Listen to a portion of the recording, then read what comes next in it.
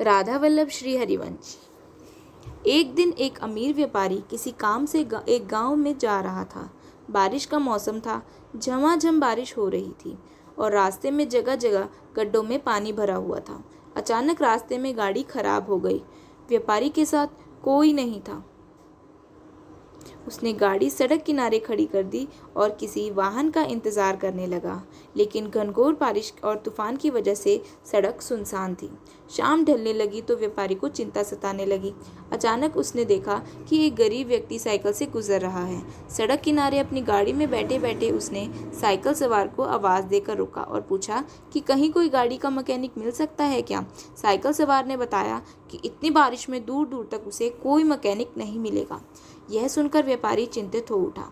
तब साइकिल सवार ने बड़ी विनम्रता से कहा, भाई साहब, अगर आप चाहें तो पास ही बने भगवान के घर में आज रात विश्राम कर सकते हैं। वहाँ आपको रहने की सारी सुविधाएं मिलेंगी। व्यापारी राजी हो गया। उसने सोचा कि आज रात मंदिर में ठहर कर अगले दिन सुबह वो गाड़ी मरम्मत को रास्ता देख लेगा कोई। लेकिन साइकिल सवार ने उसे अपनी साइकिल पर बिठाया और चल पड़ा। थोड़ी देर में दोनों एक छोटे से मकान के सामने पहुंच गए। साइकिल वाले ने दरवाज़ा खटखटाया तो एक स्त्री ने दरवाज़ा खोला। व्यापारी को संबोधित करते हुए साइकिल वाले ने कहा, यह मेरी पत्नी है। इस भगवान के घर में सिर्फ हम दोनों रहते हैं। हमारे बच्चे शहर में नौकरी करते हैं। आइए अंदर पधारिए और आराम से बैठ जाइए।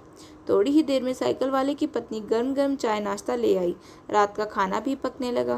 व्यापारी को सब कुछ बहुत अच्छा लग रहा था, लेकिन उसे एक बात समझ नहीं आ रही थी कि साइकिल वाले ने अपने घर को भगवान का घर क्यों कहा। यह कोई मंदिर तो है नहीं।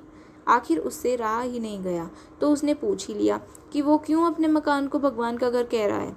लोग तो अक्सर यही कहते हैं कि मेरे घर में भगवान विराजमान है, या मेरे घर में भगवान के लिए पूजा घर बनवाया है, या मेरे घर में भगवान आए हैं।